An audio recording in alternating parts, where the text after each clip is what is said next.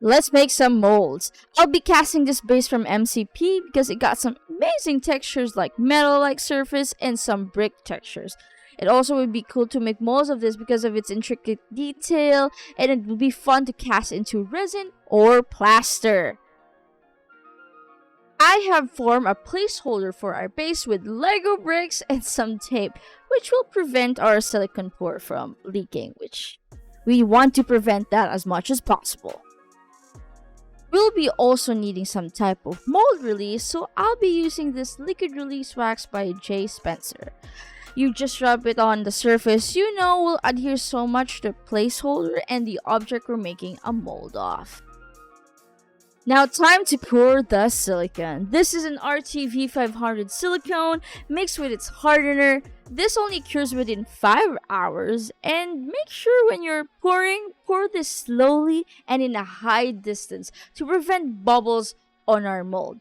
Because having bubbles within your mold is actually horrible and you might lose some details, and as much as possible will prevent doing that.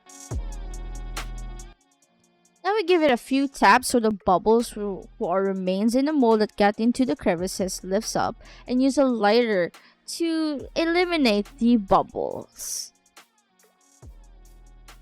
5 hours later, we can now finally start demolding our base from the silicone. I'll just be using my X-Acto knife, and that's pretty much the tool I need.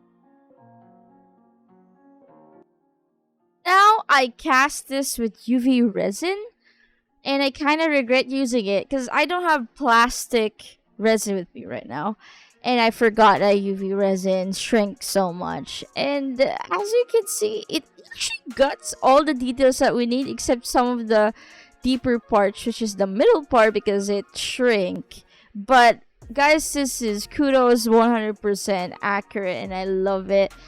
I will cast this again with plaster if I get my hands on, and plastic resin because I both ran out of both of them. But so far, I call this a success, and you guys try casting some stuff, minis, bits, and anything, because next time I'll be casting also a small bus for my painting sessions.